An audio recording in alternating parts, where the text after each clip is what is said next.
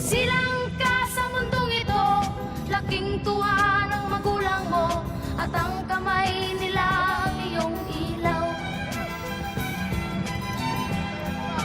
One more time, one more time. At ang nanay at tatay mo, di malaman ng Siya pa. gagawin, minamasdan pati pagtulog mo. At sa gabi napupuyat ang iyong nanay sa pagtimpla ng gatas mo.